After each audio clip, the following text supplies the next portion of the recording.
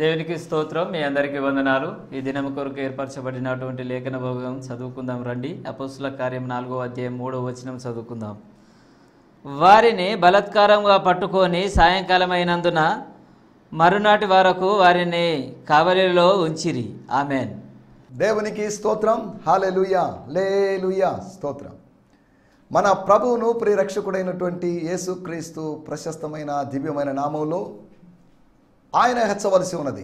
He must increase అనేటువంటి అనుదిన ఆత్మీయ కార్యక్రమానికి మిమ్మల్ని ప్రేమపూర్వకంగా స్వాగతం పలుకుతున్నాం. దేవునికి స్తోత్రం. హల్లెలూయా. Good morning, have a nice day. ఈ దినము యెహోవా వలన ఏర్పాటు చేయబడిన దినము, యెహోవా ఏర్పాటు చేసిన దినము. This is the day that the lord has made. This is the day of blessing. ఇది దీవెనల ఆశీర్వాదాల దినమైనది. This is a new day and this is a new day or new opportunity for us to glorify him. దేవుని స్తోత్రం. రండి, ఈ సమయంలో మన దేవుని వాక్యాన్ని విందాం. మన దేవుని మాటలు వింటూ ఉన్నాం, ఆలోచిస్తున్నాం. ఈ వాక్య ప్రవాహంలో పడి మనం వెళ్తూ ఉన్నాం. వాక్య ప్రవాహంలో వెళ్తూ ఈ వాక్యపు చల్లదనాన్ని అనుభవిస్తూ, వాక్యపు వేగాన్ని అనుభవిస్తూ, అంతేకాకుండా వాక్యపు జలాల్లో ఉన్నటువంటి ఆ ప్రవాహంలో ఉన్నటువంటి ఆశీర్వాదాలని మనం జుర్రుకుంటూ ఉన్నాం. దేవుని స్తోత్రం. హల్లెలూయా. నా చిన్నప్పుడు, లేతే చాలా చిన్నవాడిగా ఉన్నప్పుడు నెల్లూరు జిల్లాలోని కోవూరు దగ్గర ఉన్నటువంటి షుగర్ ఫ్యాక్టరీకి ఎప్పుడైనా వెళ్ళేవాడిని. నేను షుగర్ ఫ్యాక్టరీకి వెళ్తున్నప్పుడు, ఆ పైనకి వెళ్ళినప్పుడు చెరకు రసం ప్రవాహంలాగా వస్తుంటుంది. ఆ ప్రవాహం మెలికలు తిరుగుతూ వస్తున్నప్పుడు ఆ ప్రవాహానికి భయం వేసేది. అదేం ప్రమాదకరమైనదేం కాదు. అయినప్పటికీ దాన్ని అలాగే దోశల్లో తీసుకుని అలా తాగేవాళ్ళం, షుగర్ జ్యూస్ని, లేదా షుగర్ కేన్ జ్యూస్ని. ఆ మాట, నేను ఆ చేసిన పని అప్పుడప్పుడు వాక్యం చదువుతున్నప్పుడు నాకు గుర్తొస్తున్నది. వాక్యాన్ని ఆస్వాదించడం, వాక్య ప్రవాహంలో మునిగి తేలడం, వాక్య ప్రవాహాన్ని, వాక్యపు జలాన్ని మనము జూరుకోవడం.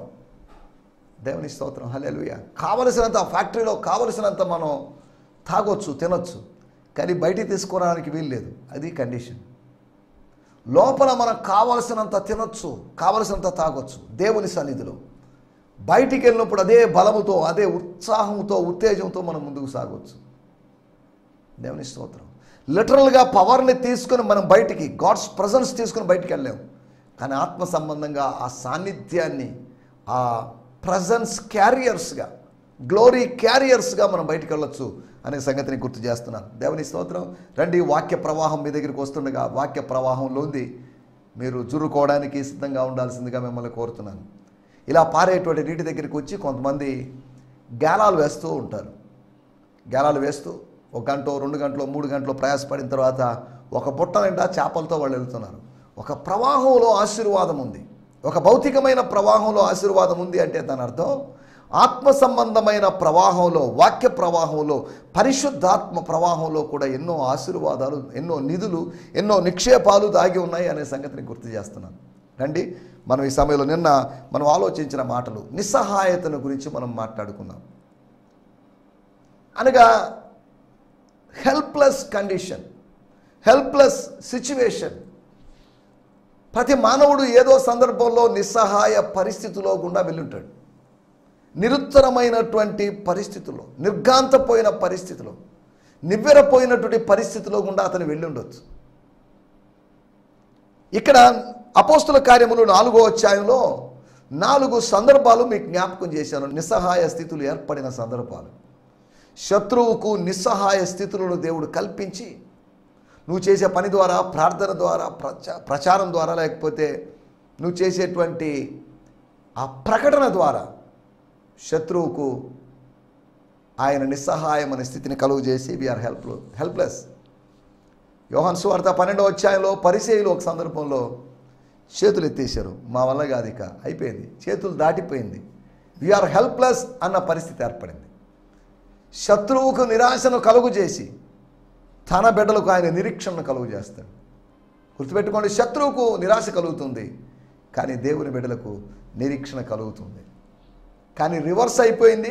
చాలామంది దేవుని బిడ్డలకే నిరాశ ఉంది, లోకస్తులకే ఒక గొప్ప నిరీక్షణ ఉంది. దేన్ని బట్టి ఏంటి అనే దాంట్లో మనం వెళ్ళలేదు. వాళ్ళకి ఏదో దాన్ని బట్టి, వాళ్ళ జ్ఞానాన్ని బట్టో, వాళ్ళ బలాన్ని బట్టో, వాళ్ళ బలగాన్ని బట్టో వాళ్ళకి ఏదో హోప్ ఉంది. కానీ మనమే హోప్లెస్ పీపుల్గా మారడం విచారకరం. నిస్సహాయ స్థితి అని మాట్లాడుకుంటున్నప్పుడు అపోస్తల కార్యములు 4వ అధ్యాయంలో మనం గమనిస్తే ఆ స్వస్థత పొందినవాడు అనగా ఆ కుంటివాడు, పుట్టినది మొదలుకొని కుంటివాడైన వాడు బాగయ్యాడు. వాడు నడవడం మొదలుపెట్టాడు. వాడి జీవితంలో అద్భుతం జరిగింది. ప్రసిద్ధమైన సూచక్రియ జరిగింది. సూచక క్రియ ఎవరి జీవితంలో జరిగిందో వాడు అక్కడ ఎదురుగా వాళ్ళ ముందు సజీవ సాక్షిగా ఉండేసరికి వాళ్ళు ఏం మాట్లాడలేని పరిస్థితి. మాట్లాడితే వీడు కౌంటర్ ఇస్తాడు. మాట్లాడితే ఇదిగో మీరు చెప్పేది అబద్ధం, నా జీవితంలో జరిగిన దాన్ని కాదు అనడానికి మీరెవరు? అద్భుతం అబద్ధం అనడానికి మీరెవరు? స్వస్థత అబద్ధం అనడానికి మీరెవరు అని ప్రశ్నించే అవకాశం ఉంది. ఆ ప్రశ్నించినప్పుడు ఒక అనుభవం ముందు ప్రజల యొక్క ఆశలు నివిరపోతాయి, లేకపోతే తేలిపోతాయి.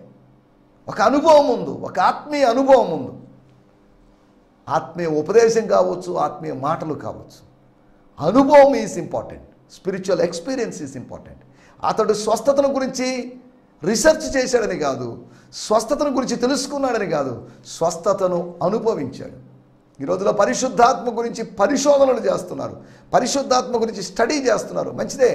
కానీ పరిశుద్ధాత్మను అనుభవించడం, మన ఆత్మలో ఆయన్ను కలిగి ఉండడం, మన ఆత్మలో ఆయనకు నివాసాన్ని కల్పించడం, మన ఆత్మలో ఆయన ఉండడం, మన ఆత్మలో ఆయన పెనవేసుకొని ఉండడం, ముద్ర వేయబడి ఉండడం అనేటువంటి అనుభవాలు ప్రాముఖ్యమైన విషయం. ఒకటి నిస్సహాయ స్థితి ఏమిటి అంటే ఎదురు చెప్పలేకపోయారు. అపోస్తల కార్యములు 4వ అధ్యాయము 21వ వచనంలో రాయబడింది, వారు కనుగొనలేకపోయారు. They could not find out the way to punish them. ఏ విధంగా వాళ్ళని శిక్షించాలి ఎంత ఆలోచించినా కానీ అక్కడ ఉన్నటువంటి కొంతమందికి, ఓ 10 మందికో 20 మందికో ఏమాత్రం ఒక ఆలోచన స్ఫురించలేదు అనేటువంటి విషయాన్ని మీకు జ్ఞాపకం చేస్తున్నాను. కనుగొనలేని పరిస్థితి, ఎదురు చెప్పలేని పరిస్థితి. మనం జ్ఞాపకం చేస్తే 4వ అధ్యాయం 31వ వచనానికి వెళ్తే వాళ్ళు కండిషన్ చెప్పారు, బెదిరించారు, గట్టిగా బెదిరించారు. హలో, ఇక చెప్పడానికి వీల్లేదు, మీరు ప్రసంగం చేయడానికి వీల్లేదు, యేసునామంలో చెప్పడానికి వీల్లేదు. సరేనండి, మీరు చెప్పాలని ఉపలాట పడుతున్నారు, ఆశపడుతున్నారు కాబట్టి చెప్పండి. యేసు జననం గురించి చెప్పండి, యేసు బాల్యం గురించి చెప్పండి, యేసు బోధల గురించి చెప్పండి, యేసు మరణం గురించి చెప్పండి. అంతవరకే కానీ యేసు పునరుత్థానం మాత్రం చెప్తే మేము ఒప్పుకోమండి, అది కరెక్ట్ కాదండి, అది అబద్ధమండి అనే ఒక కాంప్రమైజ్లోకి వాళ్ళ దగ్గర. అసలు మీరు యేసుని గురించే చెప్పడానికి వీల్లేదు, యేసు అనే పేరు ఎత్తడానికి వీల్లేదు. చూడండి, యేసు అనేటువంటి నామము అన్యజనులకు, అధికారులకు ఎంత అభ్యంతరకరంగా మారిందో ఆలోచించాలి. మనకు ఆశీర్వాదకరమైన ఆ వ్యక్తి, మనకు ఆశీర్వాదకరమైన నామం అన్యజనులకు, అనేకులకు అభ్యంతరకరంగా మారుతుంది అనే సంగతిని మీకు గుర్తు చేస్తున్నాను. దేవుని స్తోత్రం. రక్షింపబడుతున్న మనకు శక్తి సువార్త, సిలువను గూర్చిన వార్త. The message of the cross is a power to us. కానీ నశించిపోతున్న వారికి అది శక్తిహీనతలాగునో, వెరితనంలాగునో, దుర్బోధలాగనో, పిచ్చి మాటల్లాగనో ఇలా ఉంది అనే సంగతి మనకు లేఖనాలు వచ్చి మనం అర్థం చేసుకోగలం. దేవుని స్తోత్రం. హల్లెలూయా. అంతేకాకుండా వాళ్ళ యొక్క ప్రచారాన్ని, వాళ్ళ యొక్క పబ్లిసిటీని, వాళ్ళ యొక్క పనిని ఆపలేకపోయారు వాళ్ళు. అంతేకాకుండా ఆ ఉద్యమాన్ని అంకురించినటువంటి, ఆవిర్భవించినటువంటి పరిశుద్ధాత్ముడు రావడంతో స్టార్ట్ అయినటువంటి ఆ అపోస్టలిక్ మూమెంట్ని, ఆ చారిటబుల్ మూమెంట్ని, ఆ సాక్రిఫైసింగ్ మూమెంట్ని, ఆ ఉద్యమాన్ని, ఆత్మ సంబంధమైనటువంటి ఉద్యమాన్ని, దైవరాజ్య ఉద్యమాన్ని అడ్డుకోవడం వాళ్ళ వల్ల కాలేకపోయింది. వాళ్ళు ఎదురు చెప్పలేకపోయారు, రెండోది కనుగొనలేకపోయారు, మూడోది ఆపలేకపోయారు, నాలుగోది అడ్డుకోలేకపోయారు. అనగా లోకానికి లిమిటేషన్స్ ఉన్నాయి, మనకు లిమిటేషన్స్ ఉన్నాయి, శత్రువుకు లిమిటేషన్స్ ఉన్నాయి. కానీ సృష్టికర్తకు లిమిటేషన్స్ లేవు, పరిమితులు లేవు ఆయనకి. ఆయన అపరిమితంగా కార్యము చేయగలడు, ఎందుకంటే ఆయనకు అపరిమితమైన శక్తి ఉంది. మనకు పరిమితమైన శక్తి ఉంది కాబట్టి పరిమితి ఉంది. ఆయనకు అపరిమితమైన శక్తి, అపరిమితమైన జ్ఞానం, అనంత జ్ఞానము ఉన్నాయి కాబట్టి ఆయనకి హీ హాస్ నో లిమిట్స్. దేవుని స్తోత్రం. అటువంటి గొప్ప దేవుని మనం కలిగి ఉన్నాం కనుక మనం కూడా నిస్సహాయ స్థితిలో పడ్డప్పుడు ప్రభు వైపు చూస్తూ ముందుకు సాగుదాం. అపోస్తలు కూడా నిస్సహాయ స్థితిలో పడ్డారు. కానీ వాళ్ళు ప్రభు సన్నిధిలో ప్రార్థించారు. ప్రార్థించి బలాన్ని పొందుకున్నారు. నూతనమైనటువంటి ఒక ప్రత్యక్షతను పొందుకున్నారని కాదు, వాళ్ళు ప్రభు సన్నిధిలోంచి ధైర్యాన్ని పొందుకున్నారు. వారు పరిశుద్ధాత్మతో నింపబడ్డారు. నింపబడిన దాని ఫలితంగా నిషేధం విధించబడినప్పటికీ కూడా వాళ్ళు నజరేయుడైన యేసుని గురించి ప్రకటించడం ఆరంభించారు. మేము చెప్పకుండా ఉండలేమండి, సారీ అండి, మీరు కొట్టినా పర్లేదు, చంపినా పర్లేదు, ఏం చేసినా పర్లేదు, what ever you do, but what ever we want to do we will do that's all. మీరు చేసేది చేసుకోండి, మేము చేసేది చేస్తాం. మీరు చేసేదాన్ని మేము అడ్డుకోము, మేము చేసేదాన్ని మీరు అడ్డుకోకూడదు అన్నట్టుగా ఒక కాంట్రాక్ట్ లాగా జరగలేదు, లేకపోతే ఒక నిబంధన ప్రకారంగా వాళ్ళు మాట్లాడుకోలేదు. కానీ వీళ్ళు తేల్చి చెప్పేశారు, నో సారీ. అలనాడు షడ్రకు మెషకు అబేద్నెగోలు తేల్చి చెప్పినట్లుగా, సారీ నెబుకద్నెజర్ గారు, సారీ అండి, మేము మొక్కలేమండి. ప్రతిమకు ఒక్క నమస్కారం అయినా 10 నమస్కారాలైనా సాష్టాంగం ఇవన్నీ మేము చేయలేము సార్. ఇవన్నీ చేయకూడదని మా ధర్మశాస్త్రం చెప్తుంది. మేము ఎలా చేయగలము? మా ధర్మశాస్త్రానికి వ్యతిరేకంగా మేమేం చేయలేము, సారీ. మా దేహములు కాలిపోయినా పర్లేదు, మేము బూడిదైపోయినా పర్లేదు, we never care about our lives. మా జీవితాలంటే మాకు లెక్కలేదు. దేవుని స్తోత్రం. తమ ప్రాణాలకు తెగించి పరిచర్యలో ముందుకు సాగినటువంటి ప్రథమ శతాబ్దపు పరిశుద్ధులను మనం గురించి మనం ఇక్కడ చదువుకుంటున్నాం. సరే, దేవుని స్తోత్రం. రండి మనం ఈ సమయంలో దేవుని వాక్యాన్ని ధ్యానించుకుందాం. మన ధ్యానం నిమిత్తమై, నేటి ధ్యానం నిమిత్తం అంటున్నప్పుడు మీ వ్యక్తిగతమైన ధ్యానం ముగించుకున్నారని నేను భావిస్తున్నాను. కారణం ఏంటంటే నాతో కలిసి ధ్యానించడానికి, లేదా మనందరం కలిసి ధ్యానించుకునేటువంటి సమయం ఇది. దానికి ముందుగా మీ వ్యక్తిగతమైన ధ్యానం జరిగి ఉంటుంది అనుకుంటున్నాను. ఒకవేళ జరగకపోతే 8:30 తర్వాత మీరు కాస్త సమయం తీసుకొని ఒక 10 మినిట్స్, 15 మినిట్స్, 20 మినిట్స్ సమయం తీసుకొని వాక్యంతో గడపాల్సిందిగా మిమ్మల్ని ప్రేమపూర్వకంగా కోరుతున్నాను. రండి మన ధ్యానం నిమిత్తమై అపోస్తుల కార్యములు 4వ అధ్యాయము 3వ వచనం. Book of Acts 4th chapter verse 3. వారిని ప్రేమతో పట్టుకొని అని కాదు, బలాత్కారంగా పట్టుకొని, ఫోర్స్ఫుల్గా, వైలెంట్గా పట్టుకొని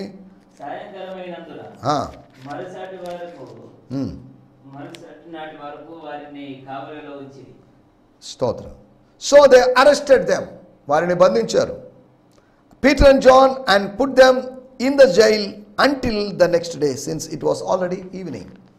వారి నూతనమైన దినము ఆరంభమైంది కనుక వాళ్ళు జైల్లో వారిని ఉంచారు. కోర్టులో నుంచి జైల్లో ఉంచిన పరిస్థితి. మరుసటి రోజు కోర్టులో హాజరు చేయాల్సినటువంటి పరిస్థితి. అనగా వాళ్ళ కేసు వాయిదా పడింది. ఆ రోజు పరిష్కరించబడాల్సింది ఆ రోజే పరిష్కారం దొరకలేదు, పక్క రోజుకే వాయిదా పడింది. ఆ కేసులు ఎన్ని పేర్కొని ఉన్నాయో మరి ఆ న్యాయస్థానంలో, ఆ సన్హెద్రిన్ సభలో, యూదుల యొక్క సుప్రీంకోర్టులో ఎన్ని కేసులు పెండింగ్లో ఉన్నాయో మనకు తెలియదు. కానీ ఈ కేసు విషయంలో ఏం చేయాలో అర్థం కాక, ఈ కేసును డీల్ చేయడానికి వాళ్ళ సెక్షన్లు వాళ్ళకి సహకరించక, ఆనాటి యూదుల యొక్క సెక్షన్లు, జూయిష్ పీనల్ కోడ్స్ ఏమాత్రం వాళ్ళకి సహకరించక, సరే రేపు చూద్దాంలే, వదిలేద్దాంలే, విల్ డూ ఇట్ టుమారో అని వాయిదా వేసినట్టుగా మనం చూస్తున్నాం. సరే, 4వ అధ్యాయం 3వ వచనం చదువుతున్నాం. They had them arrested and since it was already evening they kept them in custody until the next day. మరొక రోజు సేవ చేసింది నిన్న, శిక్ష అనుభవించేది ఈరోజు కావచ్చు, బెదిరింపులు గురేది ఈరోజు కావచ్చు, నిన్న విత్తావు కోసుకునేది ఈరోజు కావచ్చు, నిన్న సేవను విత్తి లేదా సువార్తను విత్తి ఈరోజు శిక్షను కోసుకోవచ్చు. లేదు అంటే నిన్న అరెస్ట్ లేకపోతే బంధించబడడం, నిన్న సంఖ్యలు మీకు దొరికి ఉండొచ్చు, సంఖ్యలను శత్రువు మీ విషయంలో విత్తి ఉండొచ్చు. కానీ నేడు స్వాతంత్ర్యాన్ని వాళ్ళు, లేకపోతే వాళ్ళను బట్టి, వాళ్ళ ద్వారా మీరు స్వాతంత్ర్యాన్ని, నిన్న సంఖ్యలు వాళ్ళు విత్తారు, ఈరోజు మనం స్వాతంత్ర్యాన్ని కోస్తున్నాం. మరలా చెప్తున్నాను, they planted, they sowed shackles or chains yesterday, but today we will reap freedom.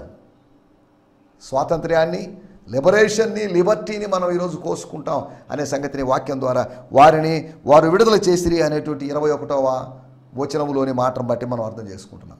సరే, దేవుని స్తోత్రం, హల్లెలూయా. 4వ అధ్యాయం 3వ వచనం వాడుక భాషలో కూడా మనం చదువుకుందాం. అపోస్తుల కార్యములు 4వ అధ్యాయం 3వ వచనం, అది మన మూల వాక్యం. వాళ్ళు పేతురు యోహానును బంధించారు. వారు పేతురు యోహానులను బంధించారు. అప్పటికి సాయంకాలమైన ఉండటం వలన ఆ, మరుసటి రోజున దాకా వాళ్ళను బందీలో ఉంచారు. దేవుని స్తోత్రం. సేవకుడు బంధించబడ్డాడు. 12 మంది అపోస్తుల్లో 2 బంధించబడ్డారు, 10 మంది బంధించబడలేదు. 10 మంది వేరు కార్యక్రమాల్లో ఉన్నారు, వేరు సేవా కార్యక్రమాల్లో నిమగ్నమైపోయినారు. సంఘం యొక్క ఆత్మీయ భౌతిక పోషణ గురించి ఆలోచిస్తూ ఆ కార్యక్రమాల్లో వాళ్ళు ఇన్వాల్వ్ అయిపోయారు. ఈ 2 మాత్రం భిన్నంగా రాత్రి వాళ్ళకి ప్రార్థనలు ఉంటాయి, సంపూర్ణ రాత్రి ప్రార్థన ఉండొచ్చు. ఆ సంపూర్ణ రాత్రి ప్రార్థనలో 2 సేవకులు మిస్ అయిపోయారు, పేతురు యోహానులు మిస్ అయిపోయారు. సువార్త ప్రకటించేవాళ్ళు కుటుంబాలను మిస్ అవుతున్నారు. సువార్తను ప్రకటించేవాళ్ళు బంధుమిత్రుల్ని, ఫ్యామిలీని, భార్య బిడ్డల్ని మిస్ అవుతున్నారు. మిషనరీలు మిస్ అవుతున్నారు తమ ఫ్యామిలీ మెంబర్స్ని. కొన్నిసార్లు దూరం ప్రయాణం చేసి, రోజుల తరబడి ప్రయాణం చేసి వెళ్ళడం వల్ల ఫ్యామిలీ మెంబర్స్ని ఫోన్లో మాట్లాడచ్చు, చాటింగ్ చేయొచ్చు, కానీ అయినప్పటికీ they are missing their family members. సేవలో కూడా నేను అటు ఇటు వెళ్తున్నప్పుడు ఫ్యామిలీ మెంబర్స్ని మిస్ అయిపోతుంటాను, చర్చ్ మెంబర్స్ని మిస్ అయిపోతుంటాను, కొన్నిసార్లు మిస్ అయిపోతుంటాం. వాళ్ళతో గడిపేటువంటి సమయం దొరక్క మనం మిస్ అయిపోతుంటాం. అలా ఇలా మిస్సింగ్ జరుగుతుంది. కానీ దాని అర్థం ఏంటంటే, ఇలా ఎడబాటు వచ్చినప్పుడు, ఇలా మిస్సింగ్ జరిగినప్పుడు దాని అర్థం మరలా కలుసుకుంటాము అని అర్థం.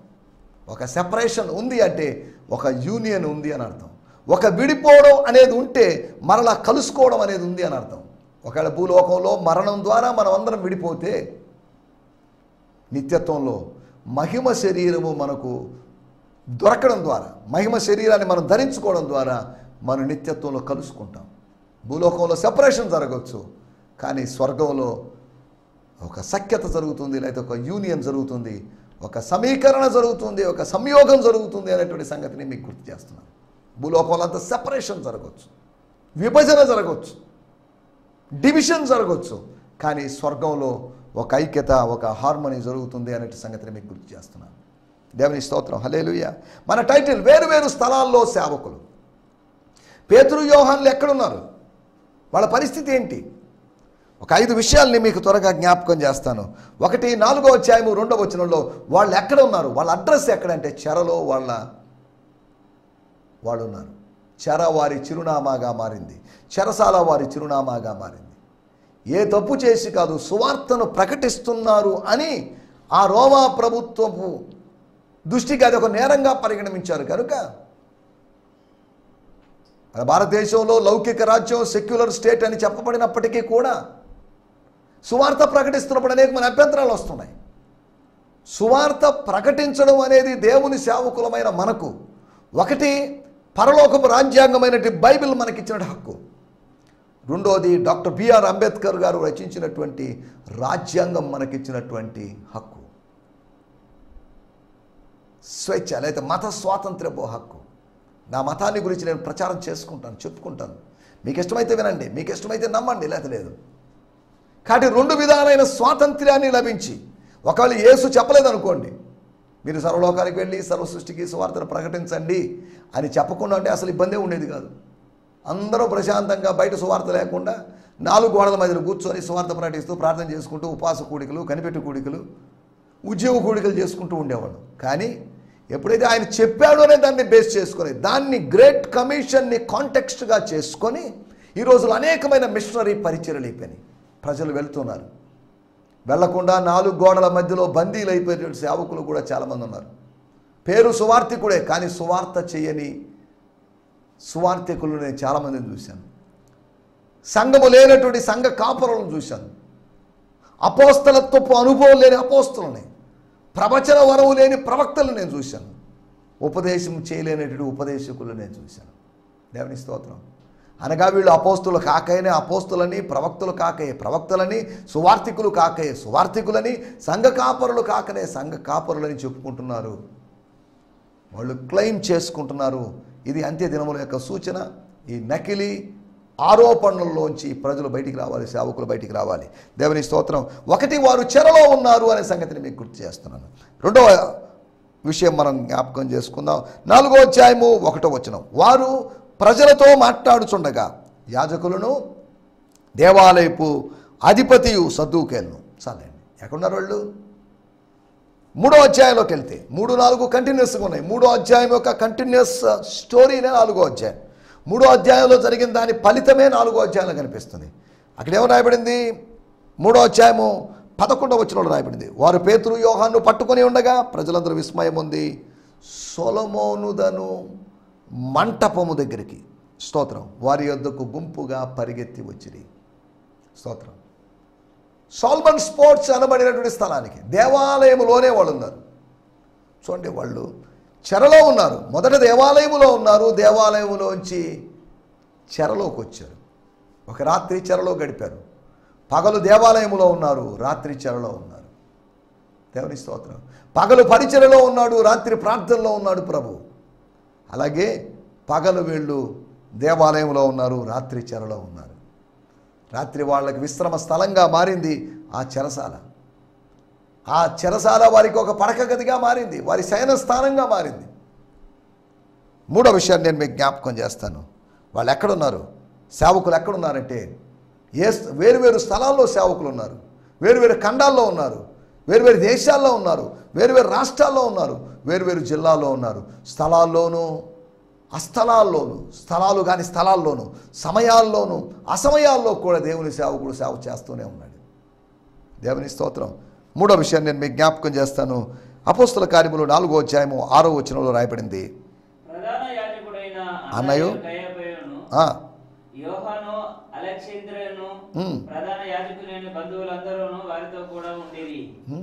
వారితో కూడా ఉండిరి. 7వ వచనంలో రాయబడింది, వారు పేతురు యోహాను వారి మధ్యన నిలవబెట్టి, అధికారుల మధ్యలో ఉన్నారు, మత అధికారుల మధ్యలో ఉన్నారు, మతాంధకారుల మధ్యలో ఉన్నారు. స్తోత్రం. మత అంధకారపు అధికారపు ప్రజల మధ్యలో, అధికారాన్ని అనుభవిస్తున్న ప్రజల మధ్యలో ఉన్నారు. మతాధికారుల మధ్యలో ఉన్నారు, మతాంధకారుల మధ్యలో ఉన్నారు, మత అంధకార అధిపతుల మధ్యలో వారు ఉన్నారు. వారు అధికారుల మధ్యలో, కోర్టులో ఉన్నారు, వాళ్ళు టెంపుల్లో ఉన్నారు, వాళ్ళు ప్రిజన్లో ఉన్నారు. 3వదిగా మనం వాళ్ళ యొక్క కోర్టులో, సన్హెడ్రిన్ అనేటువంటి ఆ సభలో ఉన్నారు. 4వ విషయం, మనం ఈ అధ్యాయాన్ని మనం చదివితే అర్థం చేసుకోవాల్సిన మాట.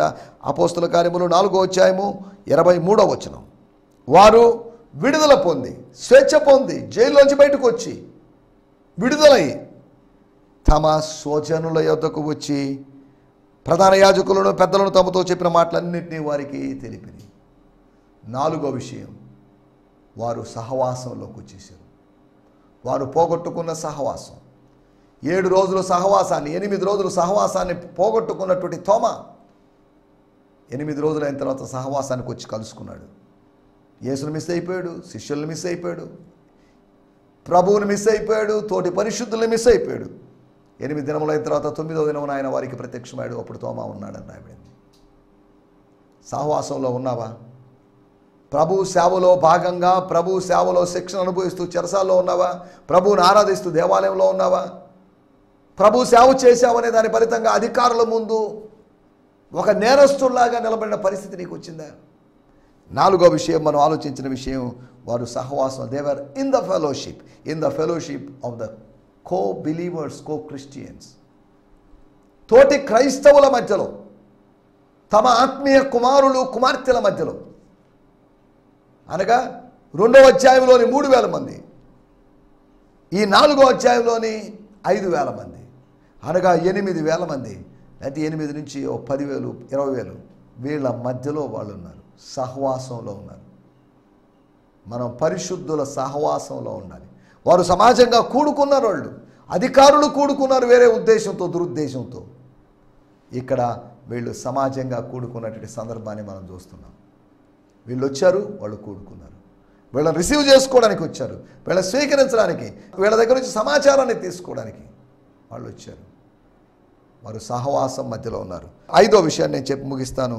అపోస్తల కార్యములు 4వ అధ్యాయము 31వ వచనం, వారు ప్రార్థన చేయడానికి, స్తోత్రం, చేయగానే వారు కూడి ఉన్న చోటు కంపించెను.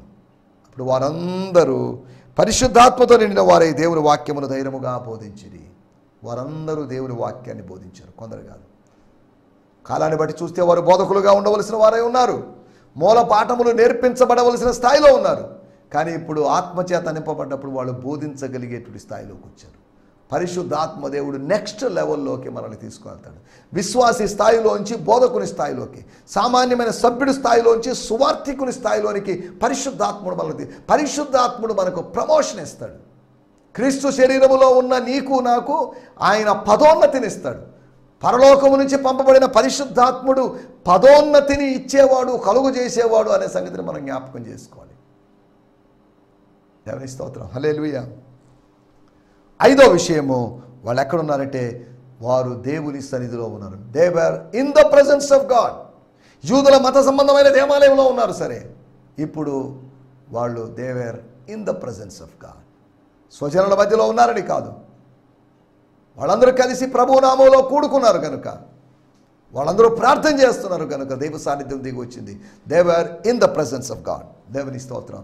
మనం కూడా దైవ సాన్నిధ్యములో ఉండాలి, దేవాలయంలో ఉండాలి, దేవ సాన్నిధ్యంలో ఉండాలి. అంతేకాకుండా దేవుని సేవలో శిక్షణ అనుభవిస్తూ, అన్యాయంగా శిక్షణ అనుభవిస్తూ, అన్యాయపు తీర్పును అనుభవిస్తూ చెరలో మనం ఉండొచ్చు, అధికారుల మధ్యలో ఉండొచ్చు, స్తోత్రం, సహవాసంలో ఉండొచ్చు. దేవుని స్తోత్రం. సేవకులు ఎక్కడైనా ఉండగలరు, అనగా దేవుడు సేవకుని ఎక్కడికైనా తీసుకుని వెళ్తాడు, వేరు స్థలాల్లోకి. ఈ అధ్యాయంలోనే 5 స్థలాల్లో దేవుడు తన దాసులిద్దరిని తిప్పినట్లుగా మనం చూస్తున్నాం. దేవుని స్తోత్రం. దయచేసి తలలోంచండి, కళ్ళు మూసుకోండి, చిన్న ప్రార్థన చేసుకుందాం. పరిశుద్ధమైన దేవా, మీరు మాకు ఇచ్చిన మంచి దినము కొరకై మీకు వందనాలు. మీరు మాకు వినిపించిన మాటల కొరకై మీకు వందనాలు. మీ సేవకులను 5 వేరు స్థలాల్లో తిప్పినట్టుగా మేము చూస్తున్నాం.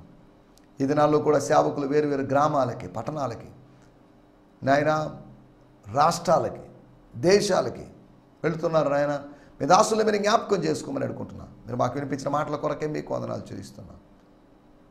సేవకులు అనబడిన వాళ్ళు మాత్రమే కాకుండా అంత్యదినాల్లో సేవకులుగా ఎంచబడినటువంటి పరిశుద్ధులు కూడా, సామాన్య సంఘ సభ్యులు కూడా సువార్త సేవ నిమిత్తమై వేరు ప్రదేశాలకు వెళ్ళాలి.